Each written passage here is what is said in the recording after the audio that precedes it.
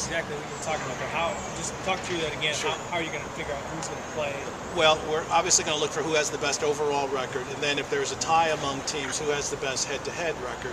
And then there's a bunch of other criteria that we use, like total points, points against the next teams that were tied with them, their record against the teams that are tied with them. And so those will be some of the criteria that we get to before it ultimately ends in a coin toss.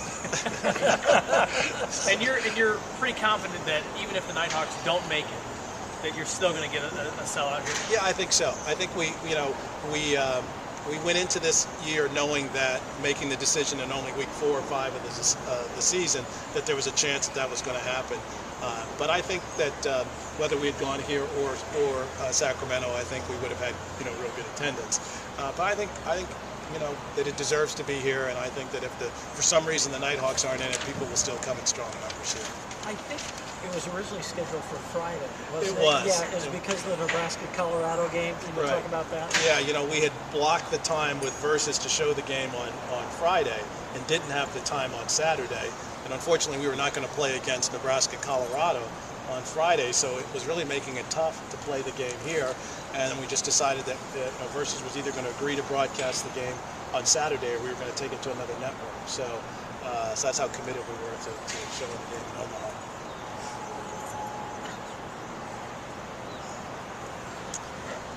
When was the decision made last year to put the game in Las Vegas? Was it made similarly in the middle of the year? It was made similarly. We didn't have a fan participation, but it was made in the middle of the season. Okay.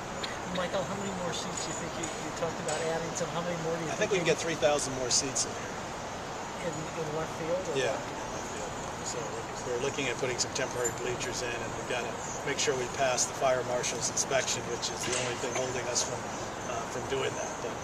But we've got some fun things planned. We're going to do some Guinness Book of Records stuff. We're going to try to do some activities in the stands. It's going to be a fun week. People are going to be, I think, very impressed with what's planned for the week. I know you've had some special halftime entertainment here. Yes. Are you going to get some top name? Our biggest and our best for the championship game. So, and we've already been pretty good, going, but it'll be the crescendo of all of the acts. So that means we can announce it the Rolling Stones. Well, the Beach Boys or somebody. It's our final game, so I think all the games have been fun from a fan standpoint of activity stuff, but we're gonna push the envelope a little further even for the championship. As you've gone to other cities, I mean, I don't think any of the attendance numbers are what they are here. Right.